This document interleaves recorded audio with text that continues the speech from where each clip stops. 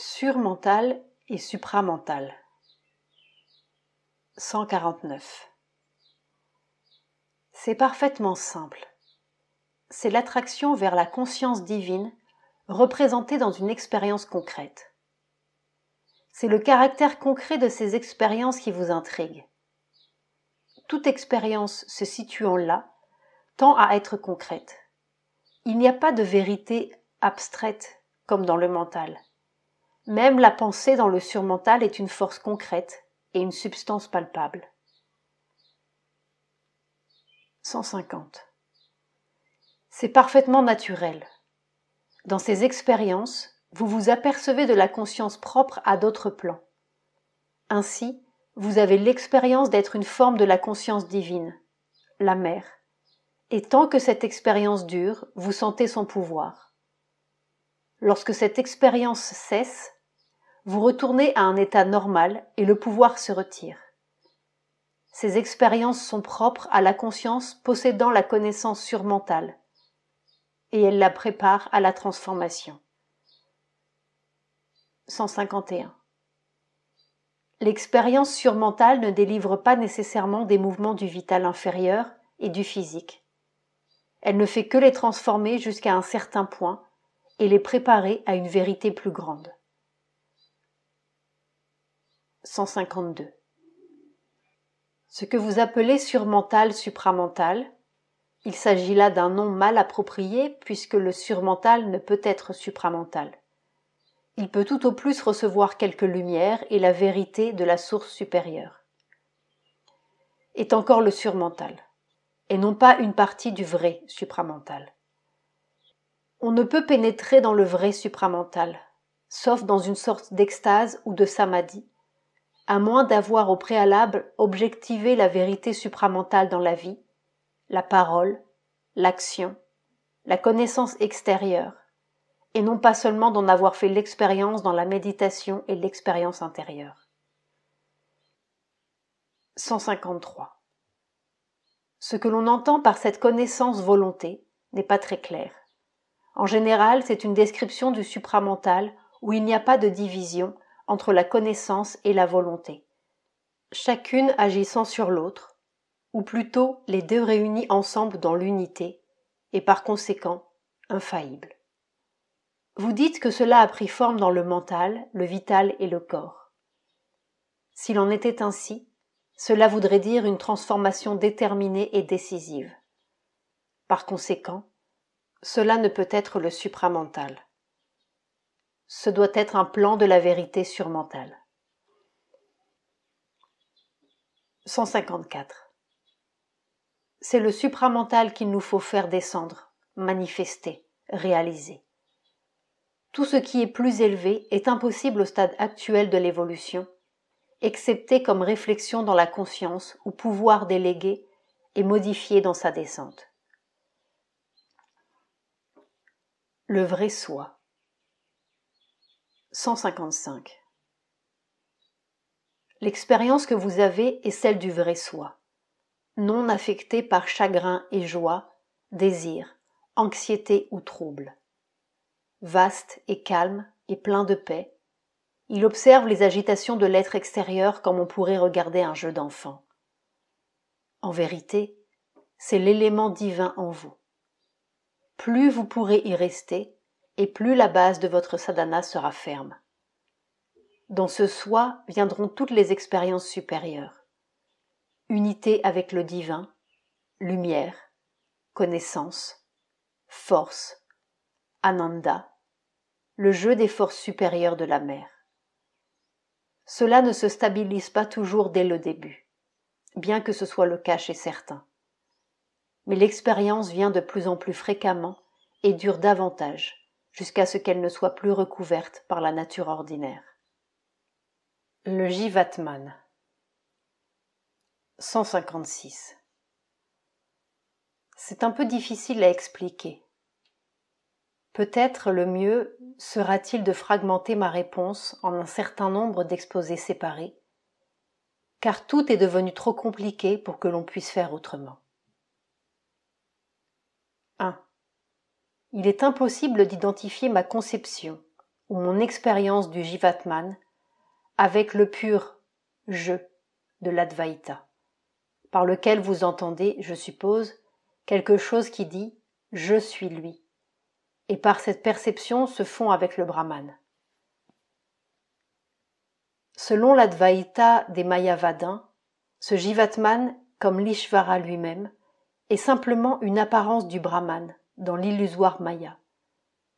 Il n'existe pas d'Ishvara, seigneur du monde, parce qu'il n'y a pas de monde, excepté en Maya. De même, il n'y a pas de Jivatman, mais seulement le Paramatman, que par illusion on perçoit comme moi individuel, avec la conscience inférieure, illusoire, de Maya. Par contre, ceux qui veulent s'unir avec l'Ishvara considèrent le Jiva, ou en ont l'expérience, comme un être distinct, dépendant de l'Ishvara, ou comme quelque chose qui est un en essence avec lui, et pourtant différent, mais cette différence, tout comme l'unité essentielle, est éternelle. Il y a encore d'autres conceptions du Jivatman et de son rapport avec le divin ou suprême. Aussi, ce pur « je », si c'est ainsi qu'on doit l'appeler, se présente différemment, sous différents aspects, pourrait-on dire, à des personnes différentes.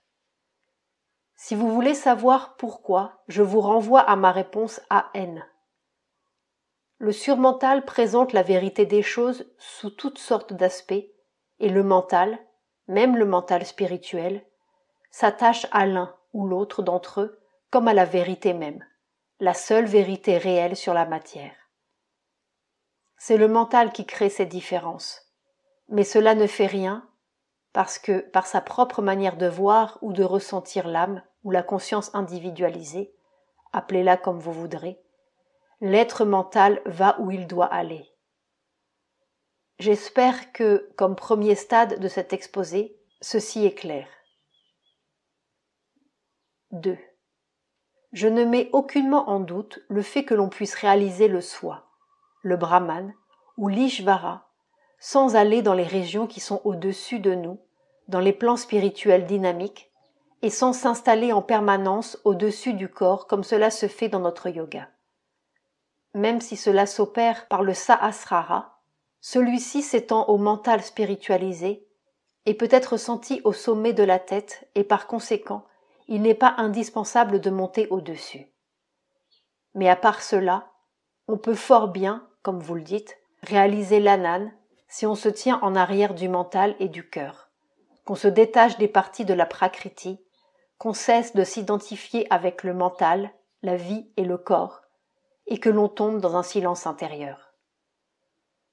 On n'a même pas besoin d'explorer les royaumes du mental intérieur ou du vital intérieur, et encore moins est-il obligatoire d'étendre ses ailes dans les régions au-dessus. Le soi est partout, et en pénétrant dans le plein détachement et le plein silence, ou même par le détachement ou le silence, on peut obtenir n'importe où quelque aperçu, quelque réflexion, et peut-être même une pleine réflexion ou un sens de la présence du soi ou de sa propre immersion en ce qui est libre, vaste, silencieux, éternel, infini. Évidemment, si c'est un pur « je », quelle que soit sa nature, qui acquiert cette expérience, la conscience qui a la réalisation doit le considérer comme le soi individuel de l'être, le Jivatman. 3. On peut aussi avoir l'expérience de soi-même comme n'étant pas le mental, mais le penseur, non le cœur, mais le soi, ou je, qui soutient les sentiments, non la vie, mais ce qui soutient la vie, non le corps, mais ce qui revêt un corps. Ce soi peut évidemment être dynamique aussi bien que silencieux. Vous pouvez dire aussi que tout en étant fixe et immobile, par son silence il donne naissance au dynamisme de la nature. On peut également sentir que ceci est l'esprit, un en tous, aussi bien que le véritable je en soi-même. Tout dépend de l'expérience qu'on a. Très couramment, c'est l'expérience du Purusha, souvent ressentie d'abord comme le silencieux témoin qui soutient toute la nature. mais on peut aussi avoir l'expérience du Purusha comme le connaissant ou comme l'Ishvara. Parfois, on peut prendre conscience de son propre soi ou esprit comme Purusha mental dans un centre ou un autre, ou comme Purusha vital, ou à travers ce Purusha vital ou mental. Il est également possible de devenir conscient de l'être psychique secret au-dedans de nous, par lui-même, comme étant l'individu vrai. Ou l'on peut prendre conscience de l'être psychique comme étant le pur je, tandis que les autres se tiennent dans le mental ou le vital, comme représentant dans ces domaines ou à ces niveaux. Selon l'expérience qu'on a, on peut parler de l'un quelconque d'entre eux comme étant le jiva ou le pur je. Cette dernière expression laisse place à beaucoup de doutes. Ou la vraie personne, ou le vrai individu qui se connaît comme ne faisant qu'un avec l'être universel ou transcendant, ou en faisant partie, ou dépendant entièrement de lui, et qui cherche à s'immerger en lui, ou à monter en lui, ou à être lui, ou à vivre en unité avec lui. Toutes ces choses sont parfaitement possibles sans qu'il y ait aucun besoin de l'expérience au-dessus ou de la permanence stable au-dessus. 4. On peut demander d'abord, alors pourquoi ne pas dire que le Jivatman, qui peut être réalisé de cette manière, est le pur je, dont le moi inférieur à l'expérience, et par lequel il obtient son salut. Et ensuite, quel besoin y a-t-il d'aller du tout dans ces plans au-dessus? En premier lieu, ce pur je ne semble pas absolument nécessaire comme intermédiaire de la libération, que ce soit en le soi, ou Brahman impersonnel, ou en quoi que ce soit d'éternel. Les bouddhistes n'admettent aucune âme ou soi, ni aucune expérience du pur je. Ils procèdent par dissolution de la conscience en un faisceau de samskaras. Ils se débarrassent des samskaras, et ainsi ils sont libérés en quelques permanents qu'ils se refusent à décrire ou en quelques shunya. Ainsi, l'expérience d'un pur je ou jivatman n'est pas obligatoire pour celui qui veut la libération en l'éternel, mais qui se contente de l'obtenir sans s'élever au-delà du mental spiritualisé jusqu'en une lumière supérieure qui est au-dessus. J'ai moi-même eu l'expérience du nirvana, du silence dans le Brahman, etc., longtemps avant qu'il y ait aucune connaissance des plans spirituels au-dessus de la tête. C'est venu simplement par un calme absolu et par un effacement, pourrait-on dire, de toute activité intérieure, mentale, émotive et autre. Le corps continuait en fait à voir, parler, marcher et faire tout le reste de son travail, mais comme un automate vide et rien de plus. Je n'ai pris conscience d'aucun je pur, ni même d'aucun soi, impersonnel ou non. Il y avait seulement la conscience de cela comme seule réalité. Tout le reste était complètement dépourvu de substance, vide, non réel. Quant à ce qui réalisait cette réalité, c'était une conscience sans nom qui n'était autre que cela. Observez bien que je n'ai pas pensé ces choses. Elles n'étaient pas pensées ou concepts et ne se présentaient comme telles à aucun moi. Tout simplement, il en était ainsi, ou il en était apparemment ainsi. Voilà peut-être ce qu'on pourrait en dire, et encore ne peut-on guère en dire autant, puisqu'il n'en existait pas de concept mental, mais en tout cas, on ne peut en dire davantage. Je n'avais pas non plus conscience d'aucune âme inférieure ou moi extérieur, appelée de tel ou tel nom personnel, et qui accomplissait cette performance d'arriver à la conscience du nirvana. Qu'advient-il donc dans tout cela de votre je pur et de votre je inférieur? La conscience, et non pas telle ou telle partie de la conscience, ou un je de quelque sorte, s'était subitement vidée de tout contenu intérieur et restait uniquement consciente d'un milieu irréel et de quelque chose de réel mais ineffable. Vous pouvez dire qu'il doit y avoir une conscience se rendant compte de quelque existence percevante, sinon d'un pur je. Mais si tel était le cas, c'était une chose pour laquelle ces noms semblent inappropriés. 5. J'ai dit que l'ascension au-dessus de la tête n'est pas indispensable pour les fins spirituelles habituelles, mais elle est indispensable pour les fins de notre yoga. Car son but est de nous faire prendre conscience de tout l'être, de le libérer, de le transformer et de l'unir en la lumière d'une conscience de vérité qui est au-dessus et qui ne peut pas être atteinte s'il n'y a pas une entière entrée à l'intérieur, s'il n'y a pas un mouvement de transcendance et de montée. D'où toute la complexité de mes exposés psychologiques pris dans leur ensemble. Ils ne sont pas nouveaux dans leur essence, car beaucoup de cela se trouve dans les Upanishads et ailleurs, mais ils sont nouveaux par la plénitude de l'affirmation collective et par ces développements dirigés vers un yoga intégral. Nul n'a besoin de les accepter à moins qu'il ne soit du même avis sur le but. Pour d'autres fins, ce n'est pas nécessaire, et ce peut fort bien être excessif. 6. Mais lorsqu'on a accompli l'exploration intérieure et l'ascension, lorsqu'on a la conscience située au-dessus, il ne faut pas s'attendre à voir les choses exactement comme elles sont vues d'en bas. Le Jivatman est pour moi le non-né, qui préside à l'être individuel et à ses développements, associé à lui, mais au-dessus de lui et d'eux, qui, par la nature même de son existence, se connaît comme universel et transcendant, non moins que comme individuel, et qui sent le divin comme étant son origine, la vérité de son être, le maître de sa nature, la substance même de son existence.